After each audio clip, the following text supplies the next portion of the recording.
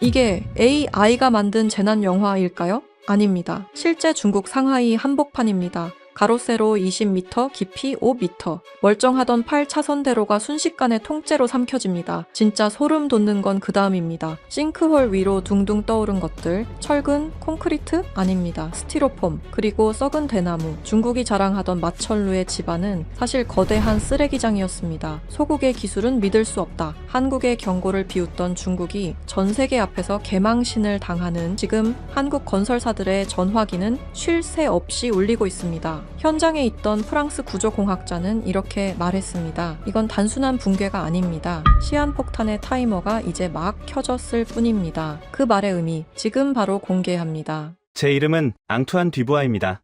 프랑스에서 온 구조공학자죠. 지난 30년간 제 손을 거쳐 간 건축물들을 들으면 아마 놀라실 겁니다. 파리의 상징인 에펠탑 보수, 공사부터 런던의 샤드 빌딩, 그리고 구름을 뚫고 솟은 두바이 부르즈 할리파 건설까지. 저는 평생을 콘크리트와 철근, 그리고 중력과 싸워온 사람입니다. 그런 제가 왜 지금 카메라 앞에서 이토록 떨리는 목소리로 증언하고 있는지 아십니까? 제가 목격한 것은 단순한 건설 사고가 아니었기 때문입니다. 그것은 인류 역사상 가장 거대하고 가장 추악하게 은폐된 인재였습니다. 사건의 발단은 중국 허난성 반차오댐 재건설 프로젝트였습니다. 1975년 하룻밤 사이에 수십만 명을 삼켜버린 그 저주받은 댐을 최신 공법으로 다시 짓는 역사적인 과업이었죠. 중국 정부는 저에게 천문학적인 자문료를 제시하며 초빙했습니다. 베이징 공항에 처음 발을 디뎠을 때 솔직히 저는 압도당했습니다. 끝없이 뻗은 16차선 고속도로, 하늘을 찌를 듯 솟아오른 마천루들, 시속 350km로 대륙을 가로지르는 고속철도까지 중국의 겉모습은 그야말로 웅장함 그 자체였습니다. 하지만 그 화려함이 거대한 신기루에 불과하다는 걸 깨닫는 데는 그리 오랜 시간이 걸리지 않았습니다. 운명의 그날, 저는 정저우 시내 중심가에 있는 대형 쇼핑몰 7층에 있었습니다. 최고급 프랑스 레스토랑에서 늦은 점심을 먹고 있었죠. 처음 이상 징후를 느낀 건 미세한 진동이었습니다. 테이블 위 와인잔에 담긴 붉은 액체가 아주 살짝 동심원을 그리며 흔들렸습니다. 천장에 매달린 거대한 크리스털 샹들리에가 기분 나쁜 소리를 내며 삐걱거렸죠. 30년간 현장을 누벼온 제 직감이 비명을 질렀습니다. 이건 지진이 아니야. 건물이 비명을 지르고 있어. 무언가 잘못됐어. 당장 나가야 해. 제가 동료에게 소리친 바로 그 순간이었습니다. 쩌저저. 고막을 찢는 파열음과 함께 천장 한가운데가 갈라지기 시작했습니다. 마치 얇은 얼음판이 깨지듯 머리카락처럼 가는 실금이 순식간에 거미줄처럼 퍼져나갔습니다. 1초, 2초, 시간이 멈춘 듯 했습니다. 그리고 쾅! 폭발음과 함께 천장 콘크리트 덩어리가 옆 테이블을 그대로 덮쳤습니다. 갓난아이를 안고 웃고 있던 젊은 부부가 순식간에 회색 먼지 구름 속으로 사라졌습니다. 비명과 굉음, 그리고 자욱한 시멘트 가루가 뒤섞인 아수라장. 그런데 정말 기괴한 건 그 다음이었습니다. 사람들이 도망치지 않았습니다. 멍하니 서서 스마트폰으로 그 광경을 찍거나 무슨 일이냐며 서로 묻기만 할 뿐이었습니다. 중국 특유의 체면, 문화가 생존 본능마저 마비시킨 것 같았습니다. 뛰어 붕괴된다고. 저는 미친 사람처럼 소리 지르며 비상구로 달렸습니다. 그 순간 7층 바닥 전체가 푹 꺼지듯 주저앉았습니다. 제가 밟고 있던 대리석 바닥이 엘리베이터처럼 아래로 곤두박질 쳤습니다. 저는 본능적으로 굵은 기둥 옆으로 몸을 날렸고 제 눈앞에서 수십 명의 사람들이 바닥과 함께 아래층으로 빨려 들어갔습니다. 지옥이었습니다. 위층이 아래층을 덮치고 그 충격으로 아래층이 다시 무너지는 연쇄 붕괴, 전문 용어로 팬케이크 붕괴라고 합니다. 건물이 샌드위치처럼 납작하게 압축되는 생존율 제로의 최악의 붕괴 형태죠. 어떻게 건물을 빠져나왔는지 기억조차 나지 않습니다. 정신을 차려보니 저는 건물 박화단에 쓰러져 헉헉거리고 있었고 제 뒤에는 7층짜리였던 건물이 단 2층 높이의 콘크리트 무덤으로 변해 있었습니다. 하지만 진짜 공포는 그때부터였습니다. 건물 붕괴의 충격 때문이었을까요? 도로 곳곳에서 이상한 현상이 벌어지기 시작했습니다. 도로 한복판의 맨홀 뚜껑이 미사일처럼 하늘로 솟구치더니 그 구멍에서 시커먼 흙탕물이 간헐천처럼 뿜어져 나왔습니다. 마치 땅 밑에 거대한 물괴물이 살고 있는 것처럼 아스팔트 도로가 꿀렁거리며 갈라지기 시작했습니다. 단순한 부실 공사가 아니었습니다. 저는 구조공학자의 눈으로 갈라진 땅 밑을 들여다보았습니다. 그리고 온몸에 소름이 돋았습니다. 지하 수위가 비정상적으로 높았습니다.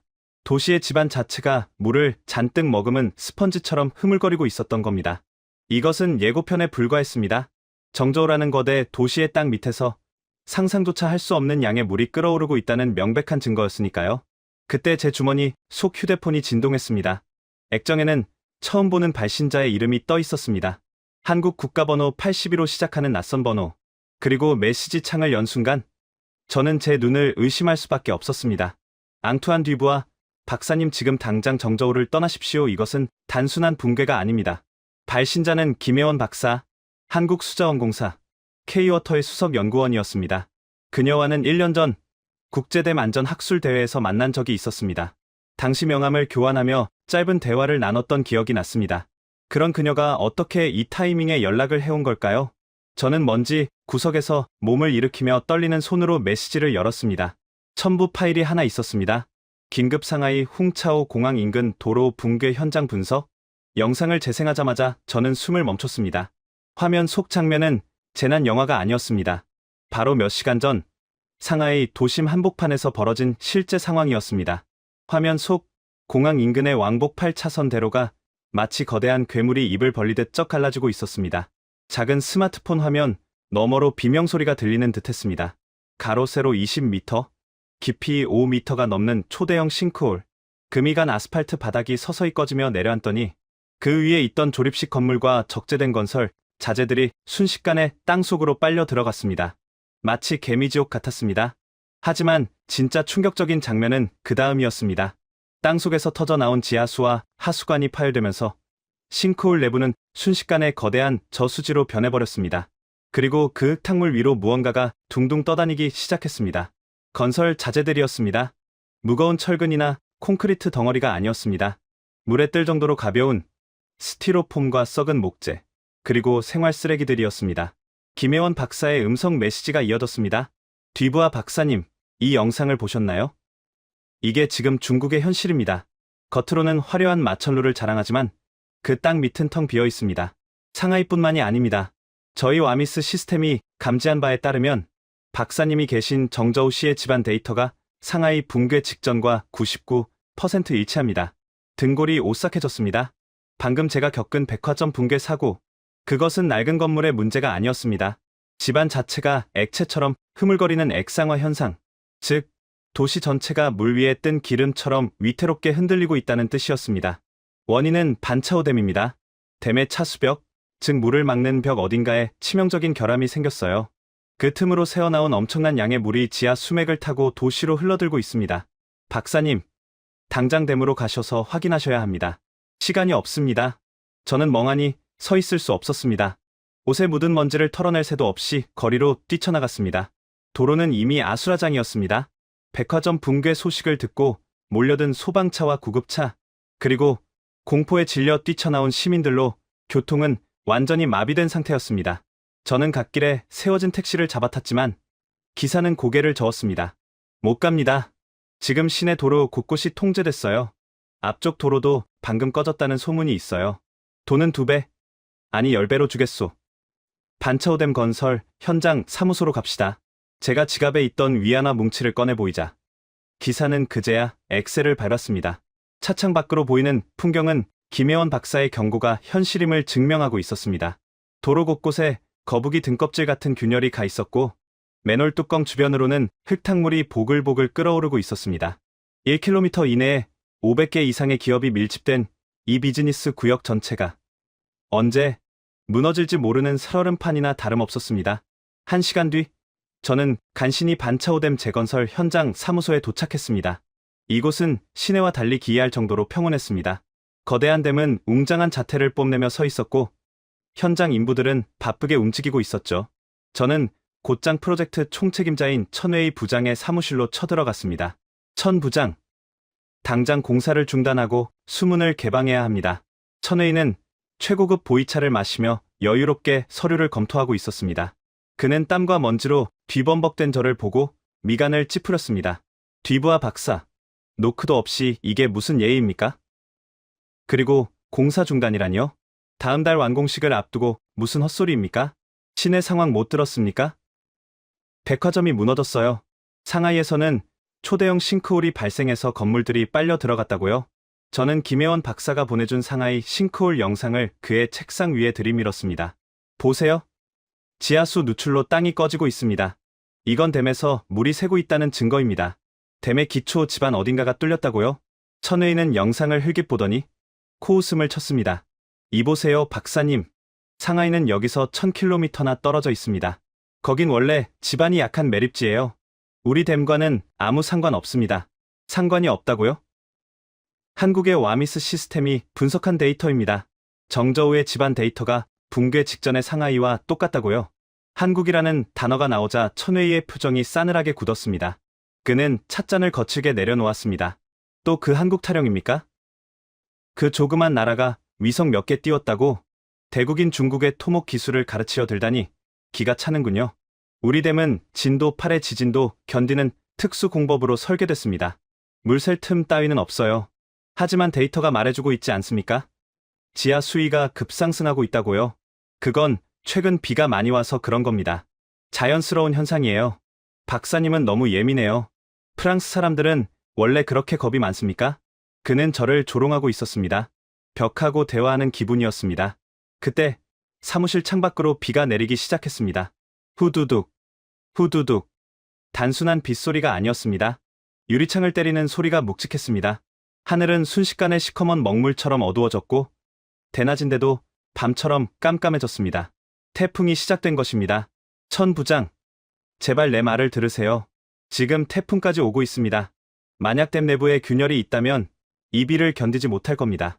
1975년의 악몽을 잊었습니까? 제 간절한 호소에도 천의인은 손을 휘저으며 저를 내쫓으려 했습니다. 나가세요. 더 이상 업무 방해하면 보안 요원을 부르겠습니다. 저는 쫓겨나듯 사무실을 나올 수밖에 없었습니다. 분노와 무력감이 치밀어 올랐습니다. 하지만 이대로 물러설 수는 없었습니다. 저는 댐의 제방 쪽으로 발걸음을 옮겼습니다. 내 눈으로 직접 확인해야겠어. 정말 댐이 안전한지. 현장은 빗줄기가 굵어지면서 어수선했습니다. 저는 작업복과 안전모를 눌러쓰고 인부들의 눈을 피해 댐 하부의 배수로 쪽으로 향했습니다.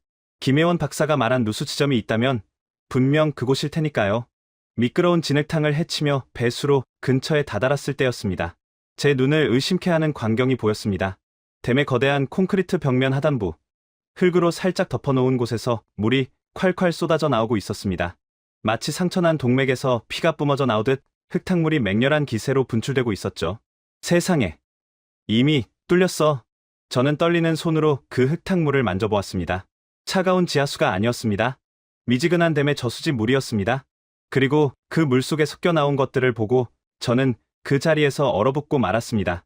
잘게 부서진 스티로폼 알갱이, 썩어서 검게 변한 대나무 조각, 그리고 찢어진 비닐 포대 자루들. 아까 김혜원 박사가 보내준 상하이 싱크홀 영상에서 봤던 물 위를 둥둥 떠다니던 그 쓰레기들이었습니다. 이럴 수가. 철근이 아니었어. 머리를 한 대 얻어맞은 것 같았습니다. 이 거대한 댐을 지탱하고 있는 것은 강철과 시멘트가 아니었습니다.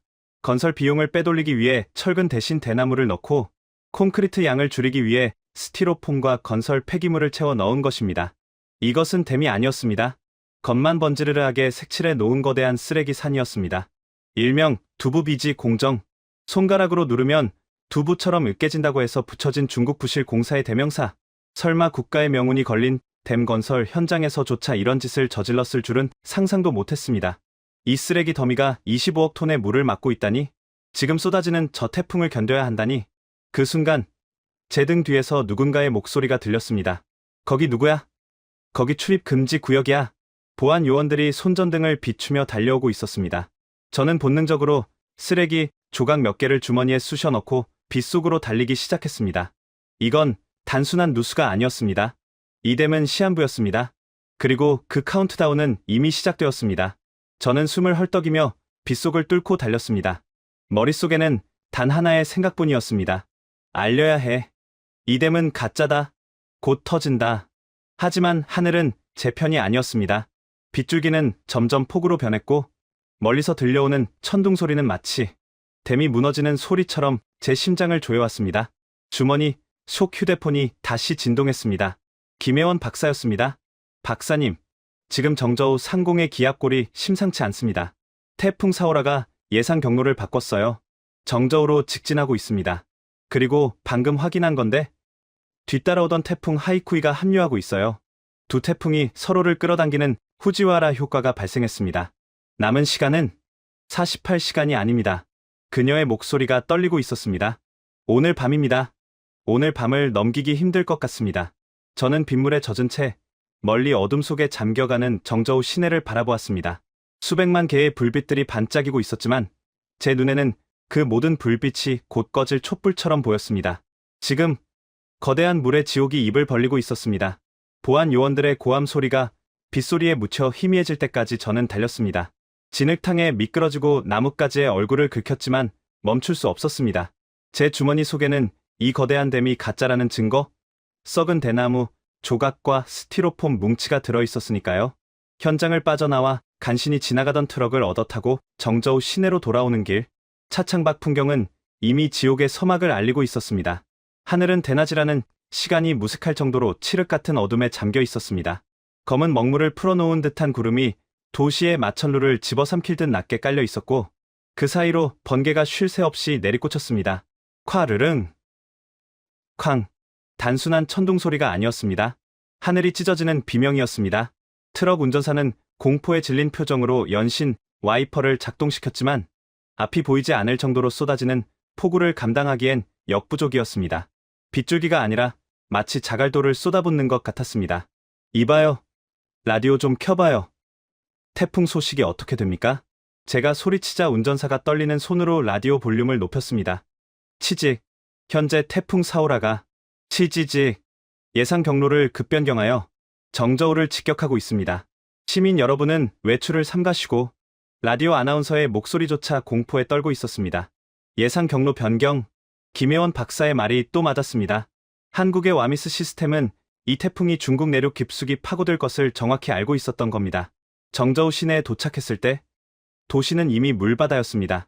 배수 시스템이 마비된 도로는 거대한 갈색 강으로 변해 있었고 버스와 승용차들이 반쯤 잠긴 채 오도 가도 못하고 있었습니다.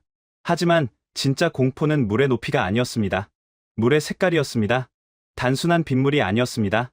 시커먼 오물과 진흙이 뒤섞인 끈적하고 불길한 색. 그것은 땅 밑에서 무언가 잘못되고 있다는 명백한 신호였습니다. 제가 묵고 있던 호텔 로비에 들어섰을 때 그곳은 이미 난민촌을 방불케 했습니다. 흠뻑 젖은 투숙객들과 침수된 집을 탈출해 몰려든 시민들로 발 디딜 틈이 없었습니다. 내 방으로 가야 해. 저는 젖은 옷을 털어낼 새도 없이 엘리베이터 버튼을 눌렀지만 작동하지 않았습니다. 전력이 불안정한 탓이었습니다. 25층까지 계단으로 뛰어 올라갔습니다. 숨이 턱까지 차올랐지만 확인해야 할 게 있었습니다.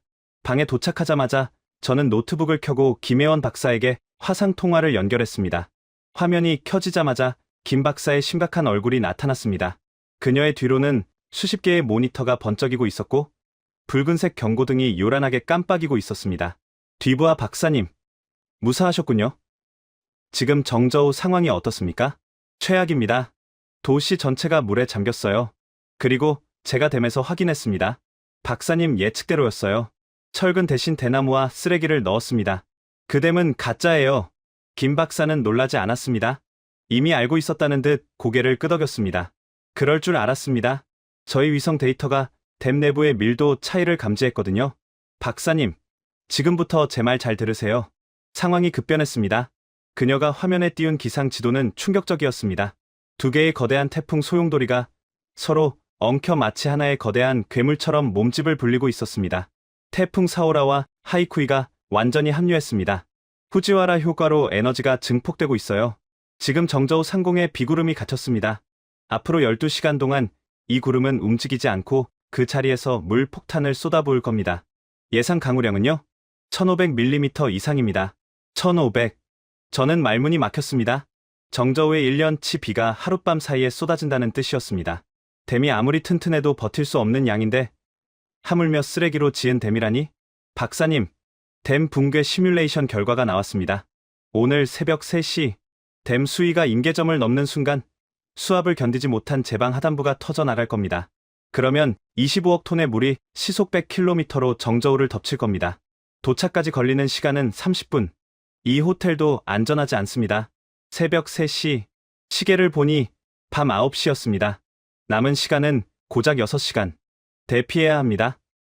당장 사람들에게 알리고 도시를 비워야 해요. 문제는 중국 정부입니다. 김 박사의 목소리에 분노가 서렸습니다. 저희가 이 데이터를 중국 기상청과 수의부에 보냈습니다. 적색 경보를 발령하라고요. 하지만 그들은 묵살했습니다. 사회 혼란을 조장하는 유언비어라며 저희 데이터를 차단했어요. 심지어 정저우 시내의 인터넷망을 통제하기 시작했습니다. 진실이 새어나가는 걸 막으려는 겁니다. 미친 짓이었습니다. 사람이 죽어가는 마당에 체면이라니, 정보 통제라니. 제가 알리겠습니다. 제가 직접 방송국에 가든 인터넷에 올리든 하겠습니다. 박사님 혼자서는 무리입니다.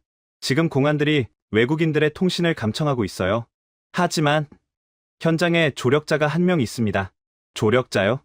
제 대학 후배이자 현재 중국 국영방송 CCTV 탐사보도 팀장인 류샤오메이 기자입니다. 그녀도 이 사태를 의심하고 독자적으로 취재 중이었어요. 지금 박사님이 계신 호텔 로비에 있습니다. 그녀를 찾으세요. 그녀가 가진 방송 장비와 박사님의 증거가 합쳐지면 중국의 방화벽을 뚫을 수 있을지도 모릅니다. 통화가 끊기자마자 저는 증거물을 챙겨 들고 다시 로비로 뛰어 내려갔습니다. 로비는 아까보다 더 혼란스러웠습니다. 사람들은 웅성거리고 있었고 호텔 직원들은 출입문을 막느라 진땀을 빼고 있었습니다. 류샤오메이 기자님 계십니까? 제가 목이 터져라 외쳤지만 소음 속에 묻혀버렸습니다. 그때 로비 구석에서 누군가 저를 향해 손을 흔들었습니다. 흙탕물에 젖은 트렌치코트를 입은 여성. 날카로운 눈빛의 그녀가 인파를 헤치고 제게 다가왔습니다. 당신이 뒤부하 박사님이시죠? 김혜원 선배에게 연락받았습니다. 그녀가 류샤오메이였습니다.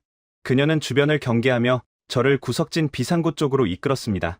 시간이 없어요, 박사님. 방금 들어온 정보에 따르면 공안 당국이 댐 주변 5km를 봉쇄했습니다. 댐이 위험하다는 걸 그들도 알고 있는 거예요. 하지만 시민들에게는 대피령 대신 외출 금지령을 내렸어요. 홍수 사실이 외부로 알려지는 걸 막기 위해서요. 미쳤군요. 시민들을 볼모로 잡겠다는 겁니까? 그게 이 나라의 방식입니다. 류샤오메이는 쓴웃음을 지으며 자신의 가방을 열어 보였습니다. 그 안에는 소형 위성 송출 장비와 고성능 카메라가 들어 있었습니다. 저는 이걸로 진실을 쏘아 올릴 겁니다. 하지만 팩트가 부족해요. 댐이 단순히 비 때문에 무너지는 게 아니라는 결정적인 증거가 필요합니다. 저는 주머니에서 대나무 조각과 스티로폼 뭉치를 꺼내 그녀의 손에 쥐어주었습니다. 이겁니다. 제가 댐 배수로에서 주워온 겁니다. 철근 대신 이게 들어있었습니다. 류샤오메이의 눈이 커졌습니다. 그녀는 떨리는 손으로 그 흉물스러운 증거물들을 만져보았습니다. 설마 했는데 정말이었군요. 이 쓰레기들이 우리 가족의 목숨을 담보로 잡고 있었다니. 그녀의 눈에 눈물이 고였지만 이내 도끼로 바뀌었습니다. 박사님, 이 증거와 김혜원 박사님의 데이터를 합쳐서 특집 영상을 만들 거예요. 중국 서버는 막혔으니 한국 서버로 우회해서 전 세계 유튜브와 소셜 미디어에 뿌릴 겁니다. 정부가 막기 전에 전 세계가 먼저 알게 해야 해요. 그때였습니다. 쾅! 호텔 건물이 거대하게 휘청거렸습니다. 지진이 난 것처럼 바닥이 요동쳤고 로비의 대형 유리창이 산산조각 나며 깨졌습니다. 사람들의 비명소리가 터져 나왔습니다. 무슨 일이야? 우리는 깨진 창문 너머 밖을 내다보았습니다. 그리고 얼어붙었습니다. 호텔 바로 앞 왕복 8차선 도로 한복판이 사라져 있었습니다. 김혜원 박사가 보내준 영상에서 봤던 그 싱크홀과 똑같았습니다. 하지만 규모가 달랐습니다. 축구장만 한 크기의 땅이 푹 꺼져 있었고 그 구멍 속으로 지나가던 시내버스가 통째로 빨려 들어가고 있었습니다. 살려줘. 으악. 버스 안승객들이 창문을 두드리며 절규했지만 버스는 순식간에 시커먼 흙탕물 속으로 수직 낙하했습니다. 주변의 가로수와 신호등도 주차된 차들도 도미노처럼 구멍 속으로 빨려 들어갔습니다. 집안 액상화. 도시 전체가 녹고 있어. 제 입에서 신음이 터져 나왔습니다. 댐이 무너지기도 전에 이미 도시는 지하에서부터 붕괴하고 있었습니다. 댐에서 새어나온 물이 정저우의 지하를 완전히 파먹어버린 것입니다. 촬영해. 어서. 제 외침에 류샤오메이가 카메라를 들었습니다. 렌즈 너머로 보이는 지옥도 이것은 단순한 싱크홀이 아니었습니다. 인류의 탐욕과 오만이 만들어낸 거대한 무덤이었습니다. 하지만 이것조차 시작에 불과했습니다. 저 멀리 북쪽 하늘에서 번개가 칠 때마다 거대한 댐의 실루엣이 보였습니다. 그 콘크리트 벽 뒤에서 25억 톤의 물이 숨을 죽인 채 카운트다운을 기다리고 있었습니다. 새벽 3시까지 남은 시간 5시간. 우리는 살아남을 수 있을까요? 아니, 이 도시는 내일 아침을 맞이할 수 있을까요? 저는 김혜원 박사가 보내준 마지막 메시지를 떠올렸습니다. 박사님, 지금 대피하십시오. 물은 자비가 없습니다. 남은 5시간 동안 우리는 미친 듯이 움직였습니다. 류샤오메이는 영상을 편집하고 저는 김혜원 박사와 연락을 주고받으며 데이터를 정리했습니다. 그렇게 시간은 순식간에 흘렀습니다. 새벽 2시 55분. 운명의 시간까지 남은 5분은 제 인생에서 가장 긴 시간이었습니다. 호텔 로비는 이미 아수라장이었습니다. 바로 앞 도로가 싱크홀로 꺼지면서 전기는 완전히 나갔고 비상 발전기마저 침수로 멈췄습니다. 칠흑 같은 어둠 속에서 사람들의 비명과 아이들의 울음소리만이 가득했죠. 우리는 스마트폰 플래시에 의지의 25층 객실 창가에 붙어 있었습니다. 박사님, 정말 3시에 무너질까요? 류샤오메이 기자가 카메라 렌즈를 닦으며 물었습니다. 그녀의 손은 떨리고 있었지만 눈빛만은 형형하게 빛나고 있었습니다. 김혜원 박사의 와미스 데이터는 틀린 적이 없습니다. 게다가 우리가 직접 봤잖아요. 그 댐은 콘크리트가 아니라 쓰레기로 지어졌습니다. 지금 내리는 입이 시간당 150mm가 넘습니다. 쓰레기 더미가 버틸 수 있는 한계를 넘었어요. 저는 시계를 보았습니다. 초침이 야속하게 돌아가고 있었습니다. 58분, 59분, 그리고 정각 3시. 순간 세상이 멈춘 듯 했습니다. 빗소리마저 잠잠해진 것 같은 기이한 정적. 하지만 그 정적은 3초를 넘기지 못했습니다. 쿵. 심장이 바닥으로 떨어지는 듯한 둔탁한 진동이 발바닥을 타고 올라왔습니다. 지진이 아니었습니다. 그것은 대지가 비명을 지르는 소리였습니다. 저기 봐요. 북쪽 하늘이 류샤오메이가 가리킨 곳. 번개가 번쩍이는 순간 우리는 보았습니다. 저 멀리 도시의 스카이라인을 가로막고 있던 거대한 회색 장벽. 반차오댐의 실루엣이 마치 모래성처럼 허물어지는 것을요. 구구구구구구.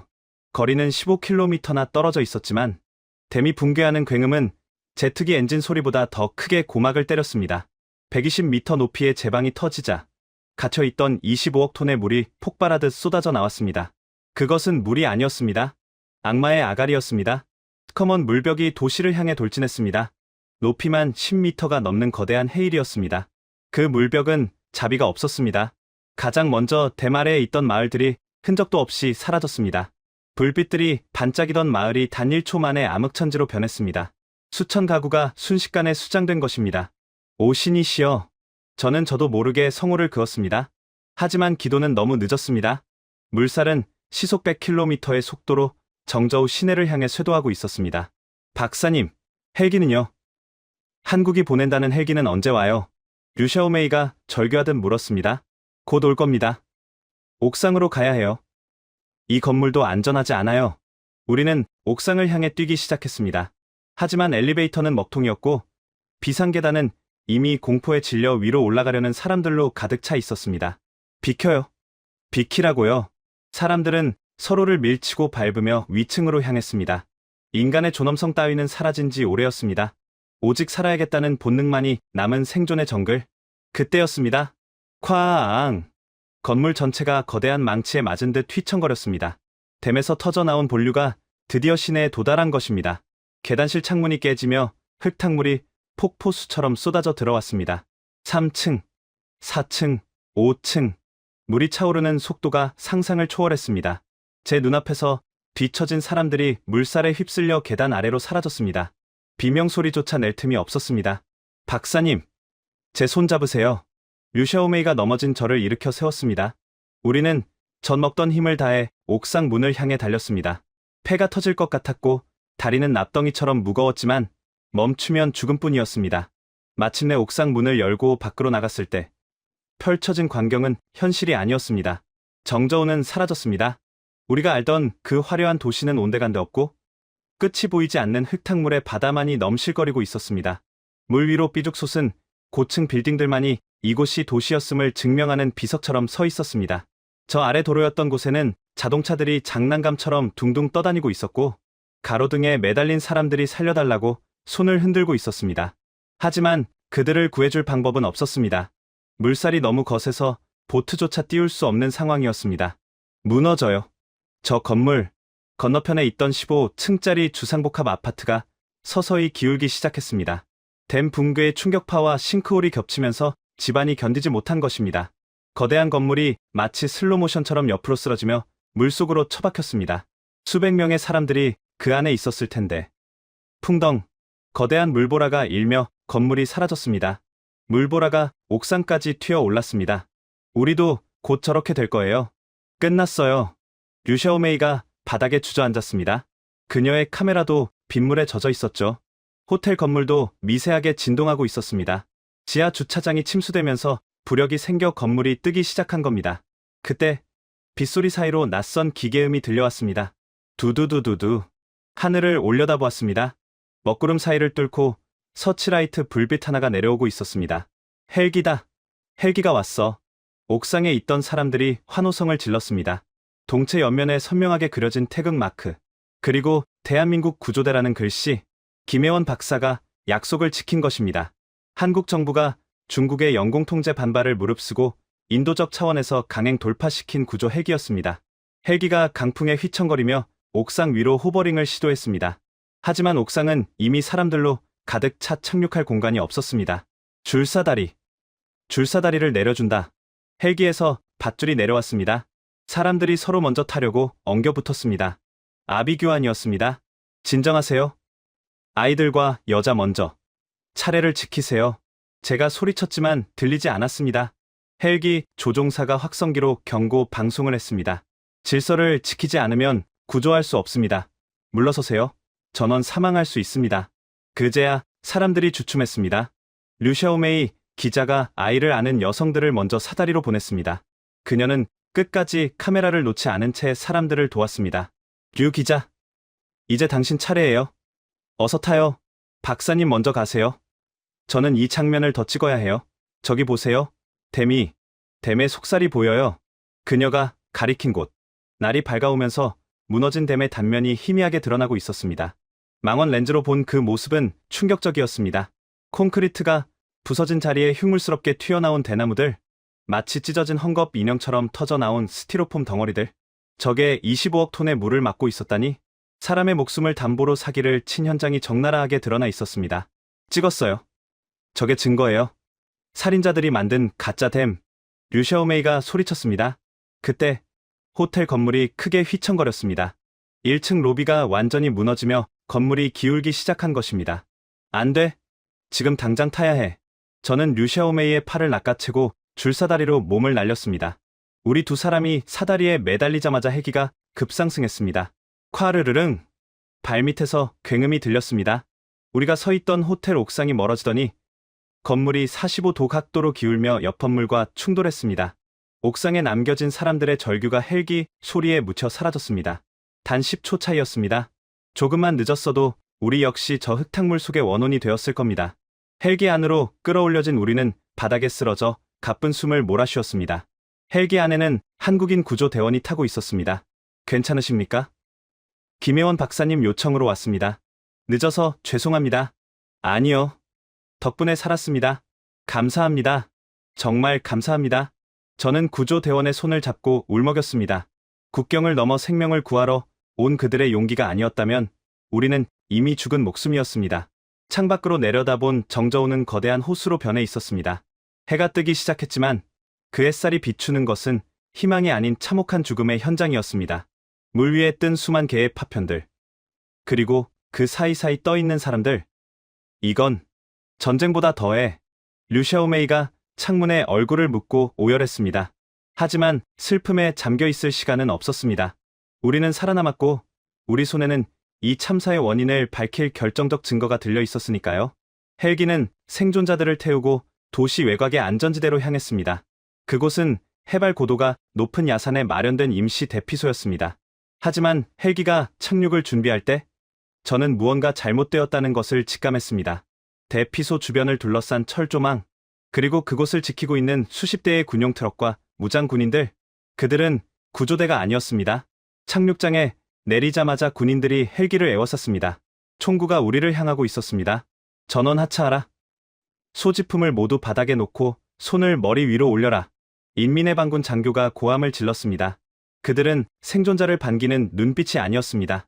범죄자를 보는 눈빛, 아니, 자신들의 치부를 목격한 목격자를 제거하려는 사냥꾼의 눈빛이었습니다. 김혜원 박사의 경고가 다시 떠올랐습니다. 중국 정부가 진실을 통제하려 할 겁니다.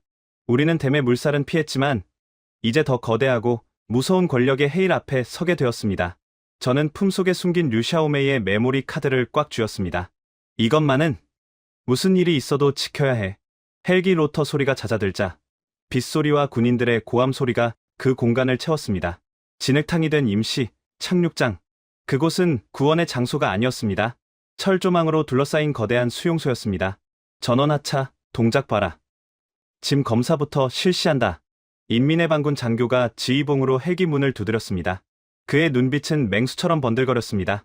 생존자들은 짐승처럼 트럭 짐칸으로 내몰렸고 군인들은 그들의 젖은 가방을 뒤집어 엎었습니다. 지갑, 시계, 그리고 무엇보다 휴대폰. 그들은 전자기기에 집착했습니다. 통신기기 전량 압수한다. 외부와의 연락은 통제된다. 유언비어 유포를 막기 위한 조치다. 유언비어? 제 눈앞에서 수만 명이 물에 쓸려갔는데 그게 유언비어란 말입니까? 저는 본능적으로 품속에 있는 특수통신 장비를 더 깊숙이 밀어 넣었습니다. 김혜원 박사가 만일의 사태에 대비해 미리 보내준 위성 연결이 가능한 특수개조 스마트워치였습니다. 그리고 류샤오메이 기자의 손을 꽉 잡았습니다. 그녀의 손바닥 안에 댐의 치부를 찍은 메모리 카드가 쥐어 있었습니다. 류 기자, 절대 뺏기면 안 됩니다. 저게 우리의 목숨줄이에요. 우리는 다른 생존자들 틈에 섞여 검문소를 통과하려 했습니다. 하지만 외국인인 저는 눈에 띌 수밖에 없었습니다. 거기 당신, 멈춰. 장교가 저를 가리켰습니다. 군인 2명이 다가와 제 팔을 결박했습니다. 프랑스인인가? 여권 내놔. 나는 프랑스 구조공학자 앙투안 듀부아 박사요. 이 헬기는 한국 정부가 보낸. 닥쳐, 여기가 어디라고 한국 타령이야. 장교가 제 멱살을 잡았습니다. 여긴 중화인민공화국 영토다. 한국 헬기가 불법 침입한 거야. 당신도 불법 체류자로 간주한다. 몸 수색해. 군인들의 거친 손길이 제 몸을 훑었습니다. 다행히 특수워치는 일반 시계처럼 생겨서 그들의 눈을 피할 수 있었습니다. 하지만 제 주머니에서 일반 위성 전화기가 발견되었습니다. 이게 뭐지? 위성 전화? 장교가 전화기를 빼앗아 들고 비릿한 웃음을 지었습니다. 첩자였군. 서방 세계에 스파이 짓을 하려고 홍수 현장에 잠입했나? 돌려주시오. 난 전문가 자격으로 초청받은 사람이요. 압수다. 그는 전화기를 자신의 주머니에 넣고 부하들에게 눈짓했습니다. 이 자와 저 여자. 따로 격리해. 특별 감시 대상이다. 우리는 일반 텐트가 아닌 구석에 따로 마련된 컨테이너 박스로 끌려갔습니다. 창문 하나 없는 쇠창살 방. 바닥엔 지푸라기만 깔려 있었고 밖에서는 무장 군인이 보초를 섰습니다. 철커덕. 문이 잠기는 소리가 절망적으로 들렸습니다. 다행이에요. 진짜 장비는 안 뺏겼어요. 제가 손목에 특수워치를 보여주자 류샤오메이가 조용히 자신의 부츠 굽을 뜯어냈습니다. 그 안에서 작은 칩 하나가 떨어졌습니다. 메모리 카드였습니다. 박사님, 증거는 살렸어요. 이 워치로 보낼 수 있을까요? 김혜원 박사가 특수개조한 장비입니다. 위성과 직접 연결이 가능해요. 하지만 이 철통 같은 감시 속에서 언제 기회가 올지 우리는 칠흑 같은 어둠 속에 갇혀 있었습니다. 그때였습니다. 제 손목 시계가 진동했습니다. 단순한 알람이 아니었습니다. 스마트워치 화면에 낯익은 로고가 떴습니다. 와미스 긴급 연결 요청. 김혜원 박사였습니다. 저는 황급히 워치의 화면을 터치했습니다. 텍스트 메시지가 스크롤되기 시작했습니다. 박사님, 일반 위성 전화 신호가 끊긴 걸 확인했습니다. 지금 중국군이 통신을 차단하고 있어요. 하지만 박사님께 드린 특수워치의 비상 모듈은 아직 살아있습니다. 배터리가 얼마나 남았나요? 12%. 하지만 이걸로 대용량 영상을 보내는 건 불가능합니다.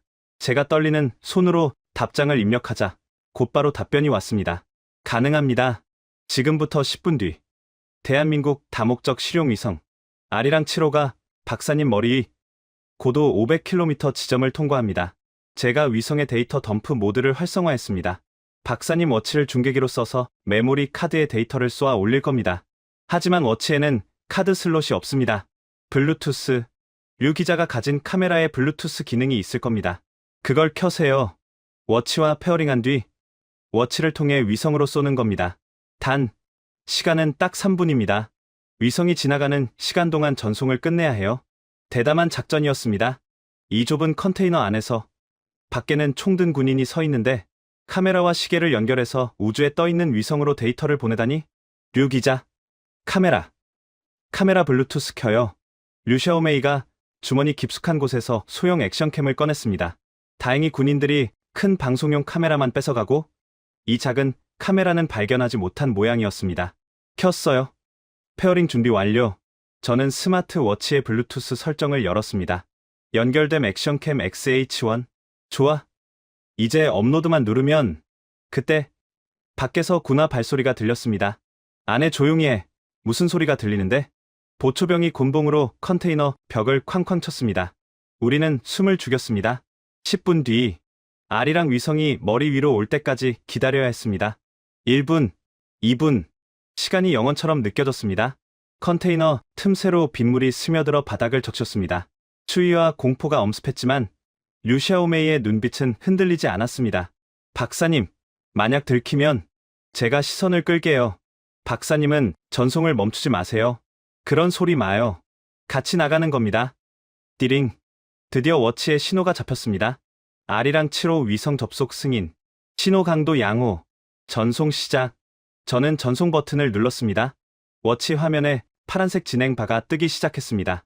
1%, 5%. 하지만 동시에 컨테이너 밖에서 사이렌 소리가 울렸습니다. 우웅, 우웅. 통신 감지. 불법 전파가 잡힌다. 3구역 포로 수용수다. 중국군의 전파 감지 레이더에 걸린 겁니다. 아리랑 위성과 접속하는 강력한 신호 파장을 그들이 놓칠 리 없었습니다. 젠장! 들켰어. 다급한 발소리가 우리가 있는 컨테이너 쪽으로 몰려오고 있었습니다. 전속률 30%, 40%. 문 열어. 안에서 뭐 하는 거야? 철컥, 철컥. 군인들이 잠긴 문을 따려고 시도하고 있었습니다. 다행히 녹슨 자물쇠가 시간을 벌어주고 있었지만 오래 버티진 못할 겁니다. 박사님, 아직 멀었나요? 60%. 조금만 더. 제발. 쾅, 쾅. 이번엔 개머리판으로 문을 부수기 시작했습니다. 찌그러진 문틈으로 손전등 불빛이 들어왔습니다. 전송 중단해. 쏘겠다. 군인이 틈새로 총구를 들이밀었습니다.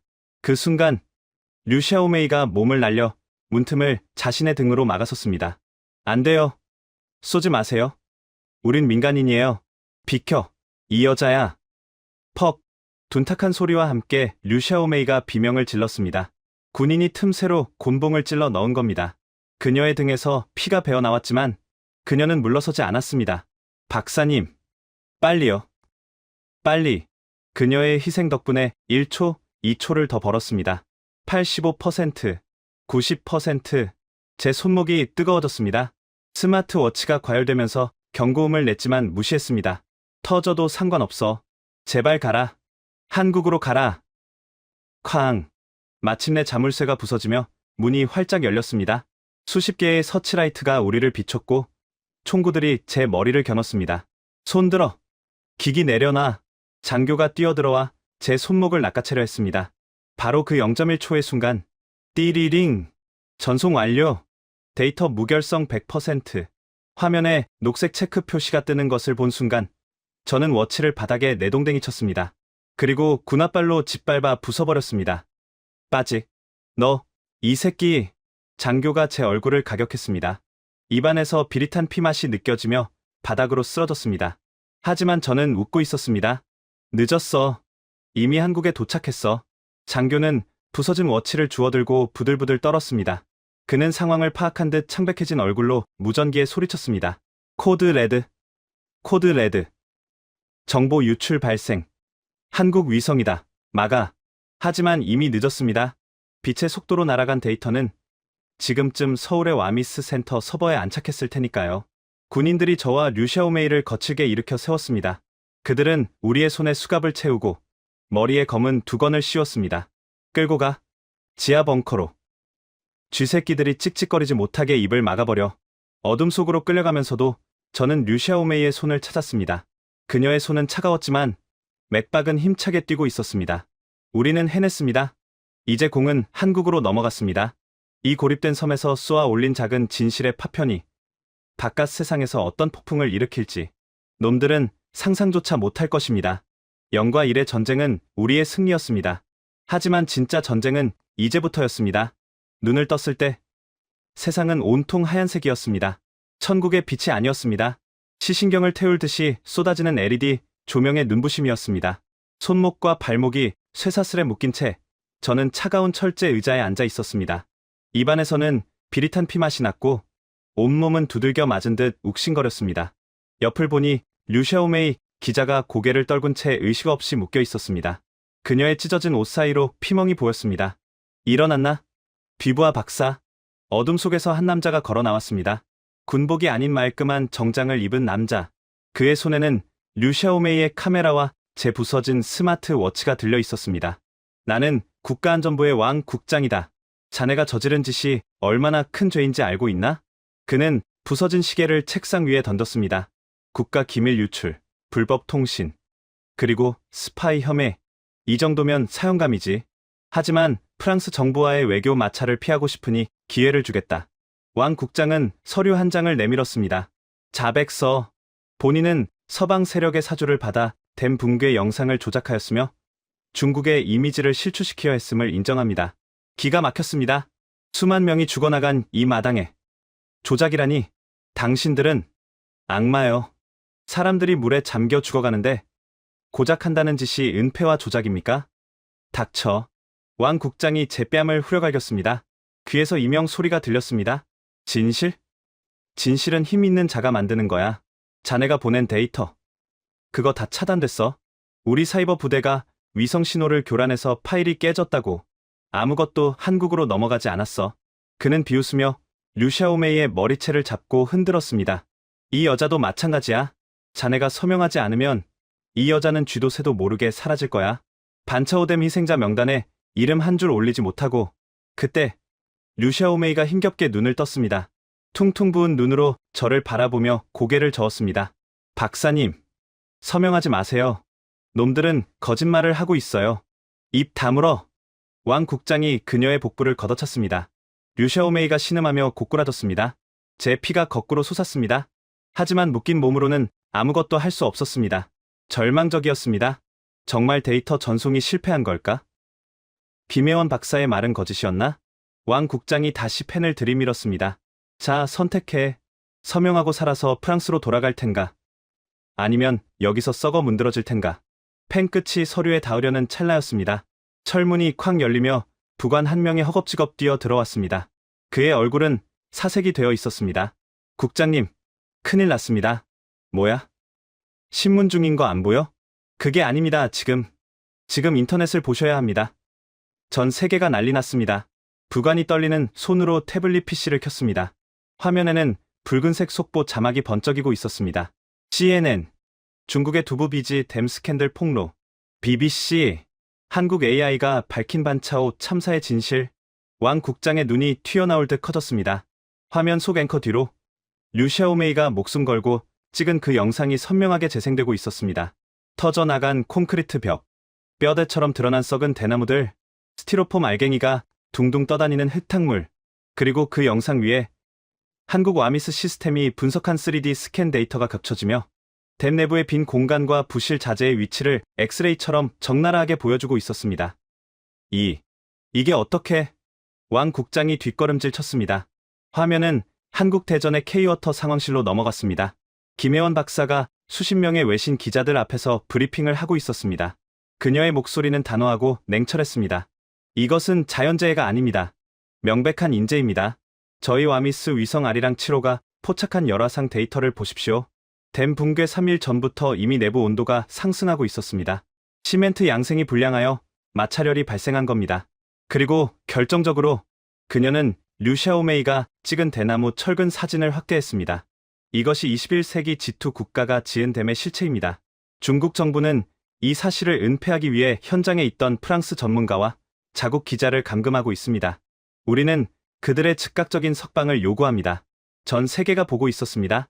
뉴욕 타임스퀘어 전광판에, 런던 피카딜리 서커스에, 도쿄 시부야 스크린에 류샤오메이의 영상과 김혜원 박사의 얼굴이 생중계되고 있었습니다. 아니야. 그럴 리 없어. 우리가 다 차단했는데. 왕 국장은 태블릿을 떨어뜨렸습니다. 그의 손이 부들부들 떨리고 있었습니다. 데이터는 깨지지 않았습니다. 김혜원 박사가 성공한 것입니다. 그녀는 단순히 데이터를 받은 것뿐만 아니라 전 세계 주요 언론사와 한라인을 구축해 동시에 터뜨리는 물량 공세를 퍼부은 겁니다. 중국의 방화벽이 작동하기도 전에 진실은 이미 빛의 속도로 국경을 넘어버렸습니다. 으하하하. 저는 터져나오는 웃음을 참을 수 없었습니다. 입안에 피를 뱉어내며 왕 국장을 노려보았습니다. 보셨소? 이게 당신들이 말한 조작된 진실이오. 이제 전 세계가 알았어. 당신들이 쓰레기로 댐을 지었다는 걸. 그리고 사람을 죽였다는 걸. 닥쳐, 닥치란 말이야. 왕 국장이 발악하며 총을 꺼내 제 머리를 겨눴습니다. 죽여버리겠어. 쥐도 새도 모르게 쏘세요. 쏘면 당신은 영웅이 되는 게 아니라 전범이 될 거요. 프랑스 국민이 그리고 전 세계가 당신 얼굴을 기억할 테니까. 제 눈빛에 기세가 눌린 왕 국장이 주춤거렸습니다. 그때 방 안에 있는 전화기가 요란하게 울렸습니다. 붉은색 직통 전화기. 베이징 중나나이에서 오는 전화였습니다. 왕 국장의 얼굴이 흙빛으로 변했습니다. 그는 떨리는 손으로 수화기를 들었습니다. 네. 네. 국장 왕입니다. 네. 그게 무슨... 하지만 수화기 너머로 고함 소리가 들려왔습니다. 왕 국장은 죄송합니다. 시정하겠습니다. 알겠습니다만 연발하더니 힘없이 수화기를 내려놓았습니다. 그는 마치 영혼이 빠져나간 사람처럼 멍하니 서 있었습니다. 풀어줘. 그가 나직하게 말했습니다. 뭐라고 하셨습니까? 부관이 되물었습니다. 풀어주라고. 귀머거리야? 당장 수갑 풀어. 그리고 의사 불러. 치료해드려. 왕 국장이 악을 썼습니다. 그의 눈에는 공포가 서려 있었습니다. 더 이상 우리를 건드렸다간 중국 정부 자체가 무너질 수도 있다는 상부의 질책을 받은 게 분명했습니다. 군인들이 허겁지겁 달려와 제 손발에 쇠사슬을 풀었습니다. 저는 비틀거리며 일어나 류샤오메이에게 다가갔습니다. 그녀를 묶은 줄을 풀어주자 그녀가 제 품에 쓰러졌습니다. 박사님, 우리가 이긴 건가요? 그녀가 희미하게 웃으며 물었습니다. 네, 류 기자. 당신이 이겼어요. 당신의 카메라가 저들의 총보다 강했습니다. 잠시 후 신문실 문이 열리고 낯익은 얼굴들이 들어왔습니다.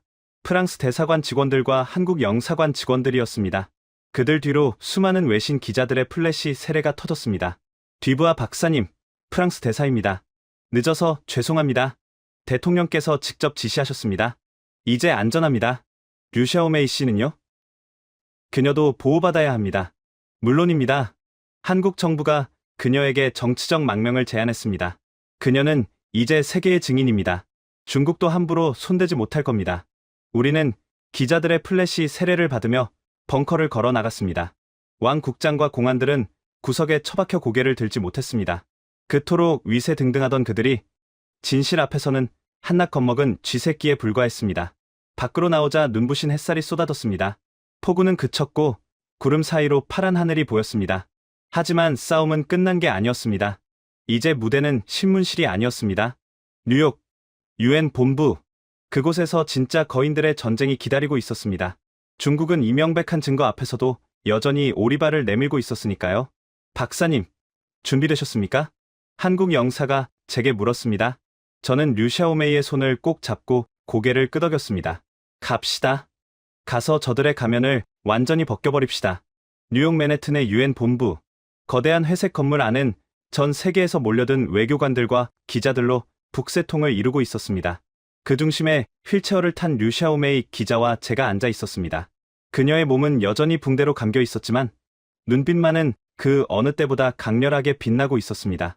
안보리 긴급회의의 안건은 단 하나, 중국 반차오댐 붕괴 사태와 인권 유린, 그리고 은폐 의혹. 회의가 시작되자마자 중국 대사 리우젠차오가 마이크를 잡았습니다. 그는 노련한 외교관이었습니다. 뻔뻔한 얼굴로 준비된 원고를 읽어 내려갔죠. 존경하는 의장님, 그리고 각국 대표 여러분. 이번 홍수는 불가항력적인 천재지변이었습니다. 일부 서방 언론이 제기하는 부실 공사 의혹은 날조된 것입니다. 특히 그는 저와 류샤오메이를 손가락질하며 목소리를 높였습니다. 저 두 사람이 유포한 영상은 AI로 조작된 딥페이크입니다. 한국의 정보기관이 중국을 음해하기 위해 만든 가짜 영상이란 말입니다. 우리 중국은 피해자입니다. 장내가 술렁거렸습니다. 중국 측이 이렇게 강경하게 나올 줄은 몰랐던 겁니다. 러시아 대사도 거들었습니다. 증거가 불충분합니다. 영상 하나로 한 국가를 범죄자로 모는 것은 부당합니다. 분위기가 중국 쪽으로 기우는 듯했습니다. 그들은 막강한 거부권을 가진 상임이사국이었습니다. 류샤오메이가 분한 듯 휠체어 손잡이를 꽉 쥐었습니다. 거짓말쟁이들, 내 눈으로 봤는데, 내 카메라로 찍었는데, 그때 대한민국 대표부의 박 대사가 조용히 손을 들었습니다. 의장님, 발언권을 요청합니다. 그리고 결정적인 증거를 제시할 증인을 화상으로 연결하겠습니다. 의장의 승인이 떨어지자 회의장 정면에 대형 스크린이 켜졌습니다. 화면 가득 대전 K워터 상황실의 모습이 나타났습니다. 그리고 그 앞에 선 김혜원 박사. 그녀는 수척해진 얼굴이었지만 눈빛은 형용했습니다. 안녕하십니까? 한국수자원공사 김혜원입니다. 중국 대사님, 방금 딥페이크라고 하셨습니까? 김혜원 박사는 차갑게 미소 지으며 버튼 하나를 눌렀습니다. 지금 보시는 데이터는 영상이 아닙니다. 대한민국 다목적 실용위성 아리랑 7호가 댐 붕괴 48시간 전부터 촬영한 위성 열화상 데이터입니다. 스크린에 댐의 3D 모델링이 떠올랐습니다. 댐 전체가 파란색이었지만 특정 부분들이 시뻘건 붉은색으로 표시되어 있었습니다. 콘크리트는 양생 과정에서 열을 방출합니다. 하지만 완공된 지 1년이 지난 댐에서 이런 열이 발생할 수는 없습니다. 이 붉은 점들은 무엇일까요? 그녀가 데이터를 확대했습니다. 이것은 유기물이 부패하면서 발생하는 발효열입니다. 콘크리트 속에 묻힌 대나무와 목재 폐기물들이 썩으면서 열을 내고 있었던 겁니다. 위성은 거짓말을 하지 않습니다. 이 열화상 데이터는 조작할 수 없는 물리적 증거입니다. 장내가 찬물을 끼얹은 듯 조용해졌습니다. 과학적 데이터 앞에 중국 대사의 얼굴이 흙빛으로 변했습니다. 하지만 김 박사의 공격은 끝이 아니었습니다. 그리고 여기 또 하나의 증거가 있습니다. 화면이 바뀌고 복잡한 설계 도면과 자금 흐름도가 나타났습니다. 저희 AI가 중국 건설사의 내부 서버를 역추적했습니다. 댐 건설에 쓰여야 할 철근 구매 예산의 60%가 증발했습니다. 그 돈은 어디로 갔을까요? 바로 현장 책임자 천웨이와 고위 관료들의 스위스 비밀 계좌로 흘러 들어갔습니다. 펑! 중국 대사가 자기도 모르게 물컵을 떨어뜨렸습니다. 단순한 부실 공사 의혹이 아니었습니다. 이것은 국가적 차원의 거대한 비리 스캔들이었습니다. 한국은 댐의 겉모습뿐만 아니라 그 뒤에 숨겨진 검은 돈의 흐름까지 완벽하게 파악하고 있었던 겁니다. 이래도 조작입니까? 이래도 한국의 음해입니까? 김혜원 박사의 일갈에 중국 대사는 아무 말도 하지 못하고 입술만 파르르 떨었습니다. 그때 프랑스 대표가 마이크를 켰습니다. 프랑스는 자국민 앙투안 뒤부아 박사에 대한 불법 구금과 폭행에 대해 중국 정부의 공식 사과를 요구합니다. 또한 이 명백한 증거 앞에 중국은 더 이상 진실을 외면해서는 안 됩니다. 영국, 미국, 일본 각국 대표들이 연이어 중국을 비난하기 시작했습니다. 사면초가였습니다. 결국 회의장 구석에서 전화를 받던 중국 보좌관이 대사에게 급히 쪽지를 건넸습니다. 쪽지를 본 리우젠차오 대사의 어깨가 축 늘어졌습니다. 베이징의 지시였습니다. 그는 떨리는 목소리로 마이크를 잡았습니다. 중국 정부는 이번 사태에 대한 책임을 통감합니다. 조사 결과 일부 부패 관리들의 일탈 행위가 있었음을 인정합니다. 피해국과 피해자들에게 깊이 사과드립니다. 와! 기자석에서 환호성이 터져 나왔습니다. 류샤오메이가 제 손을 잡고 펑펑 울음을 터뜨렸습니다. 이겼어요. 박사님, 우리가 이겼어요. 네, 류 기자.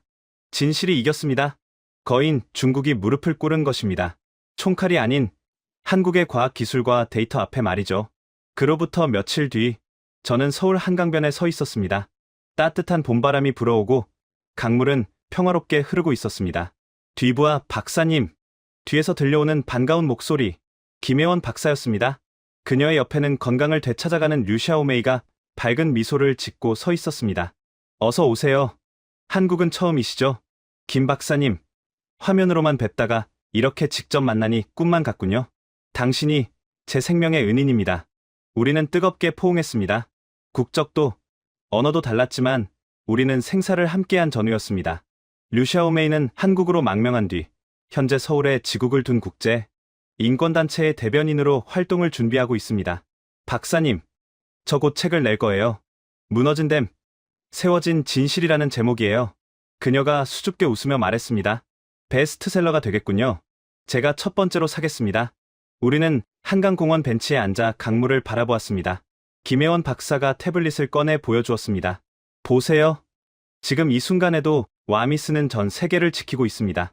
화면 속 지구본에는 수천 개의 초록색 점들이 반짝이고 있었습니다.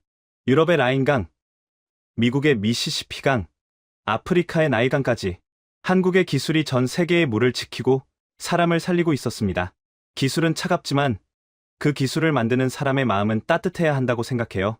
김 박사의 말에 저는 고개를 끄덕였습니다. 며칠 전 정저우의 흙탕물 속에서 느꼈던 절망은 이제 희망으로 바뀌었습니다. 저는 이제 프랑스로 돌아가지만 제 마음속에는 영원히 지워지지 않을 자부심이 하나 생겼습니다. 바로 대한민국이라는 작지만 위대한 나라, 그리고 그들이 가진 사람을 살리는 기술에 대한 경외감입니다. 강물은 오늘도 흐릅니다. 국경을 넘어, 이념을 넘어, 생명을 품고 흐릅니다.